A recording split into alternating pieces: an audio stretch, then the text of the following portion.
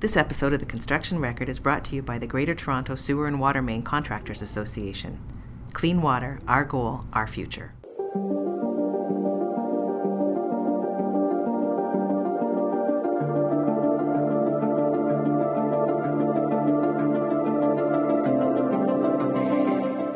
Hello, welcome to the Construction Record podcast. I'm digital media editor Warren Frey, and with me I have Daily Commercial News staff writer Don Wall, who covered extensively over the week the Ontario budget, which was, they're all biggies, but this seems like a real biggie, doesn't it, Don?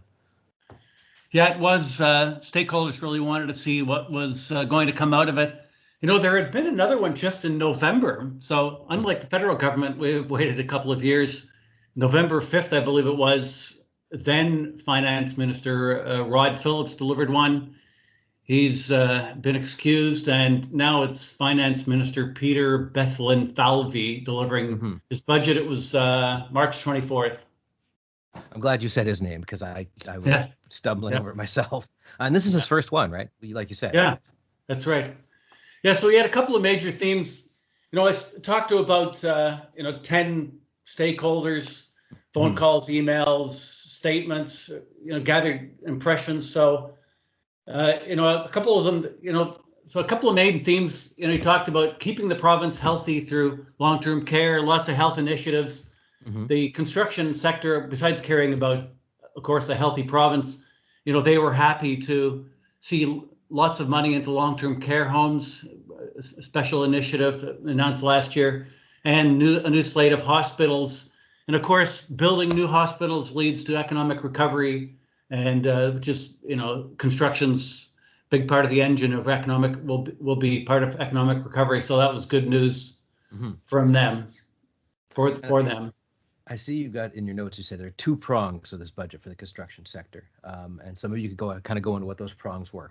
Yeah, one was steady infrastructure spending. So no new major increases, but, in a time with tons of excessive spending on everything else, one might have feared, a little austerity or maybe cuts here and there, but that wasn't to pass. So the steadiness and continuity in infrastructure spending was welcome, and of support for new training programs. People who've lost their jobs, that was another focus. So I talked to Ian Cunningham. He's president of the Council of Ontario Construction Associations. He said there was a balance between immediate needs and long-term needs, and the fiscal health of the province and growing the economy back. So I thought it checked all the boxes. That was kind of a continuing theme from everybody. I also talked to Sandro Peruzza. He's the CEO of the Ontario Society of Professional Engineers. He talked about the balance as well,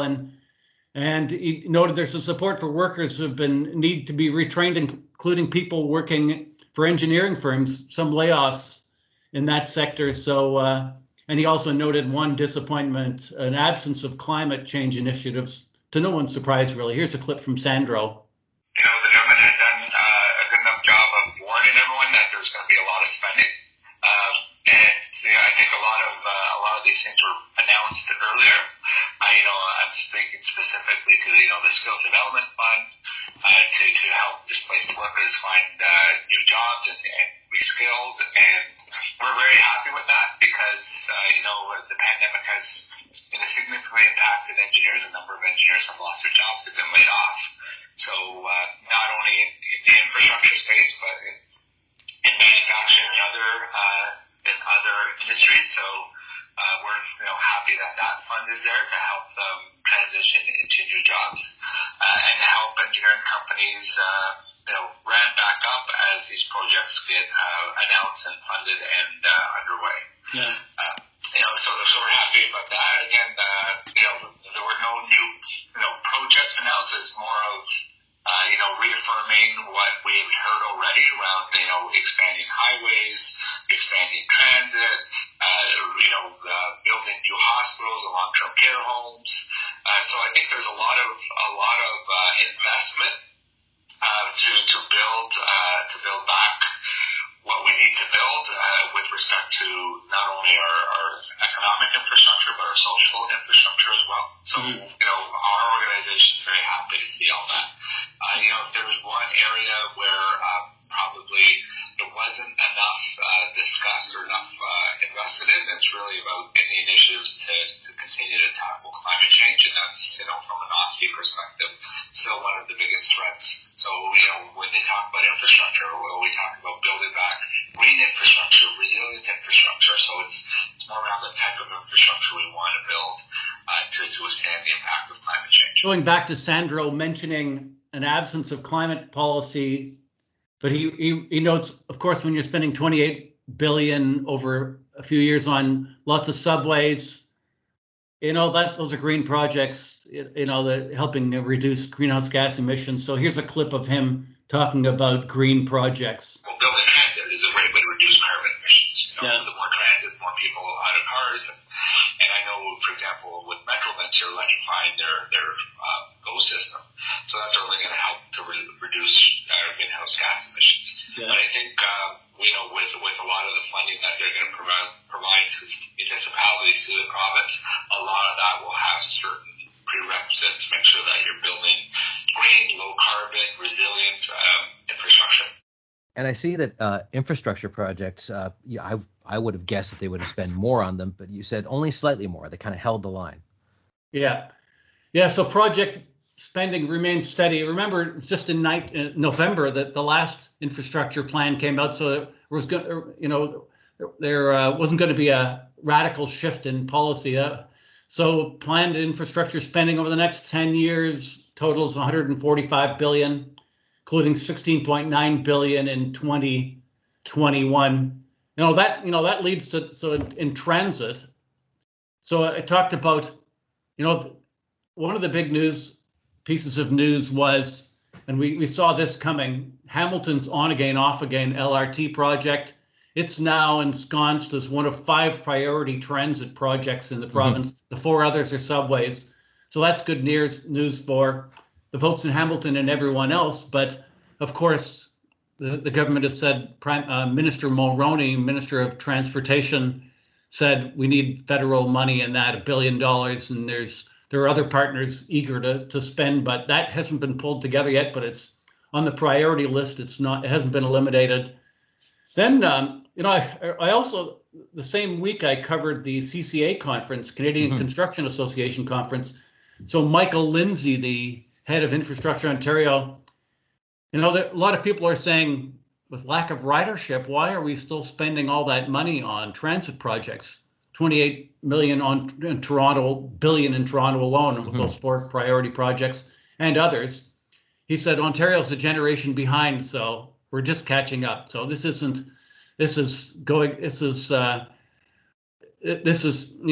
playing catch up here. So that's a good point. Maybe he'll put a stop to some of that speculation. That's a pretty good answer there.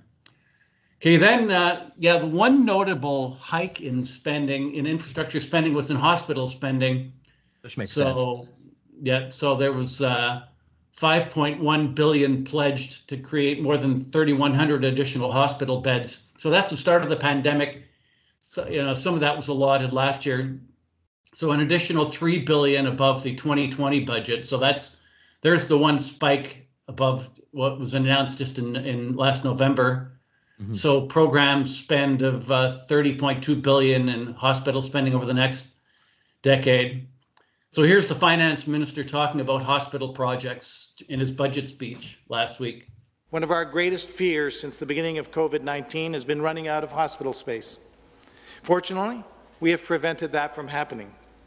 To ensure every person who requires hospital care can have access to a bed, even during the worst of the pandemic, we have invested an additional $5.1 billion since the beginning of COVID-19. This has created more than 3,100 additional hospital beds, the equivalent of 6 new large community hospitals. Like every province, Ontario faces a punishing backlog of surgeries and other procedures. That's why our budget makes available more resources available to clear the backlog the pandemic has created. So we will be keeping operating rooms open late into the night because no patient should be left behind without the care they need. More of that care will be delivered in new, modern, and bigger and better hospitals. Today, we are accelerating our long-standing work with a more than $30 billion plan to build, expand, and improve hospitals across the province over the next 10 years. No government, Mr. Speaker, has committed to invest more in Ontario hospitals. Mr. Speaker, this includes an historic and overdue investment for the Peel region. Today, I am proud to announce we will support the hospital expansion and construction of a new wing at the William Osler Health Systems in Brampton.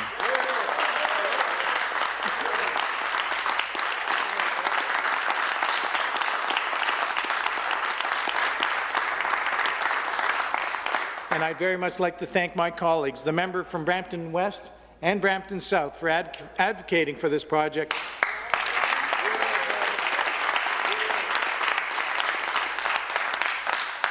Mr. Speaker, it is a priority for their constituents, it's a priority for patients, and it is a priority for our government.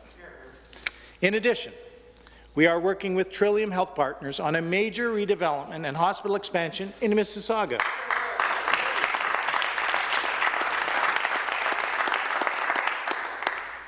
And, Mr. Speaker, to expand a hospital in Etobicoke to meet patient needs in these fast-growing communities.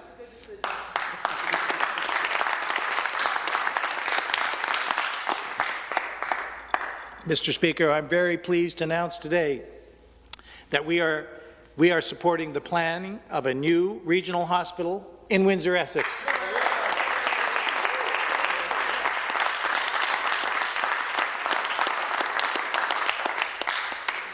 And, Mr. Speaker, we are doubling capacity of the London Health Sciences Stem Cell Transplant Unit.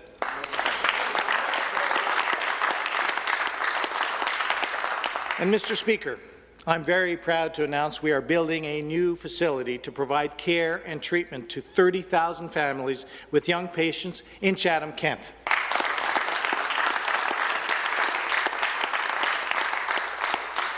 And, Mr. Speaker, I'm very proud to announce we are investing in a new Children's Treatment Centre in Ottawa as part of the Children's Hospital of Eastern Ontario.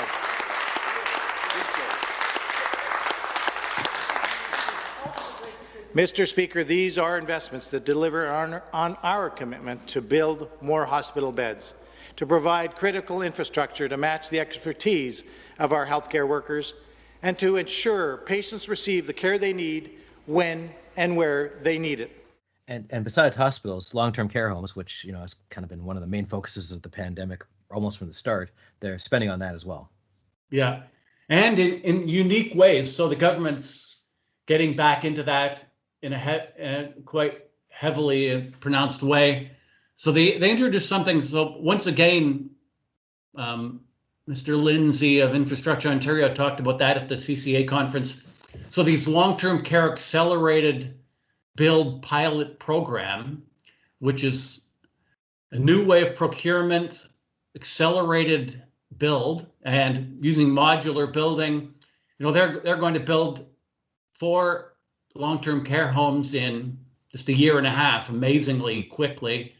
So, Lindsay talked about that. He said at the CCA conference, and the finance minister referred to these projects as well, required a certain amount of adaptability, both on our behalf and on behalf of our partners. So new ways of thinking to get these projects done is the watchword there.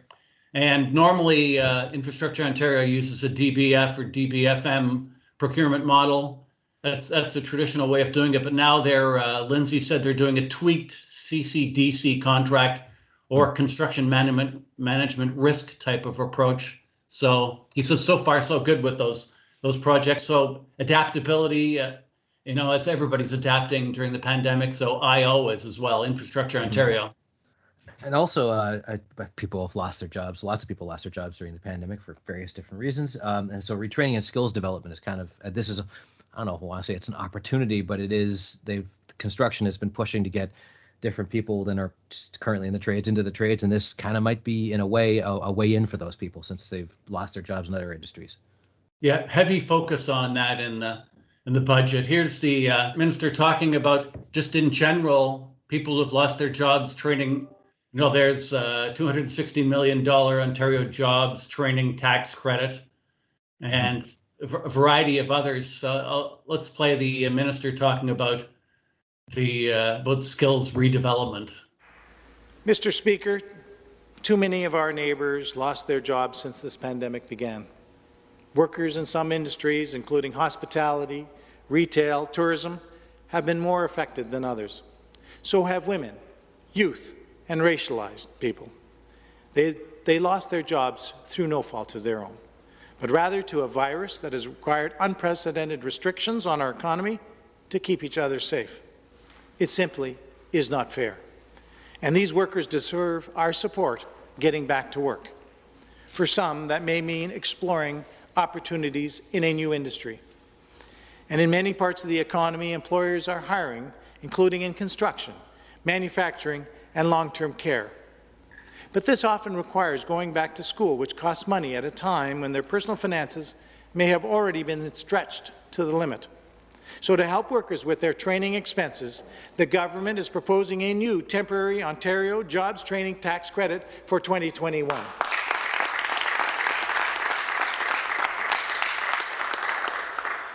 Mr. Speaker, it would provide up to $2,000 per recipient for 50% of eligible expenses. This is estimated to provide $260 million in support for about 230,000 people this year. Consider what that means for Hope, a 27-year-old who lost her job due to the pandemic. She decides to go back to school to start a new career. Say her tuition is $4,050. Hope will receive $2,000 from the Ontario Jobs Training Tax Credit, making retraining a more accessible option to consider. So, Mr. Speaker, we are building on this relief with more employment and trading support because we know it makes a difference. I remember hearing about a worker who had been laid off from a job in manufacturing, and he used our services to retrain.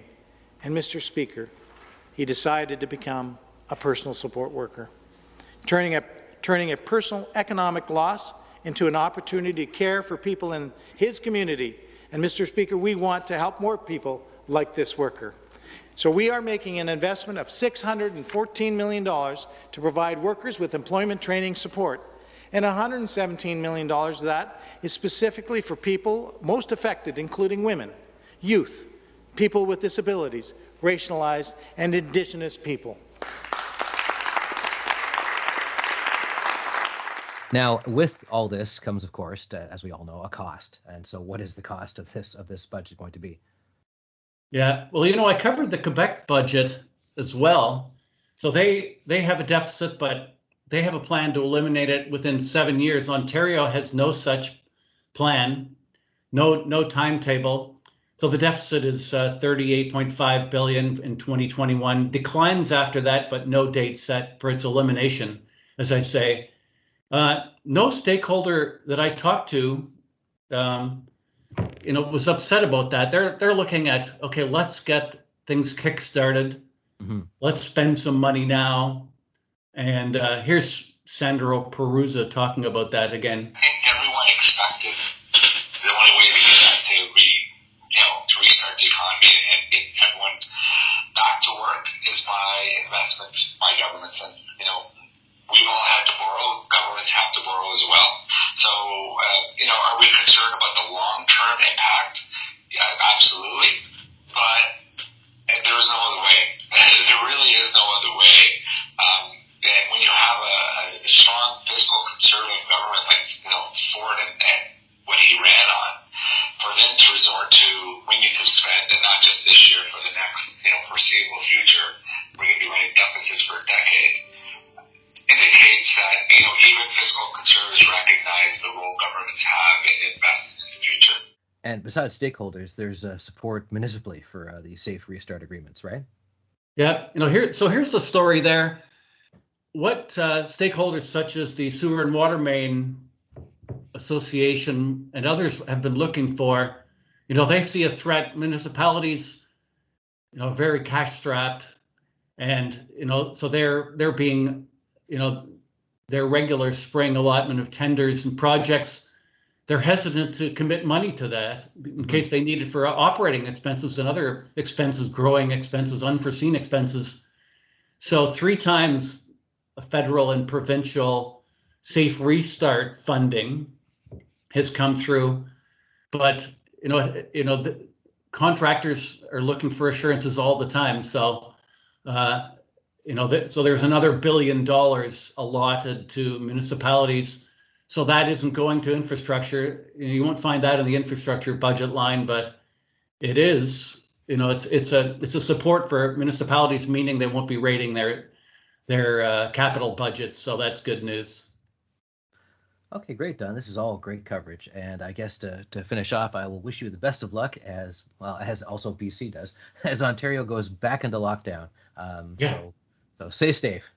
Yeah, do you know what? Right at this moment, we're wondering whether construction will be spared, whether it'll be a matter of determining what are the non-essential and essential sectors. We're waiting for word on that as we speak this morning. I think so by the time this comes out, it will be announced one way or the other. Yeah. Okay, good to speak to you, Warren. You too, Don. This episode of The Construction Record is brought to you by the Ontario Sewer and Water Main Construction Association. Clean water is everybody's business.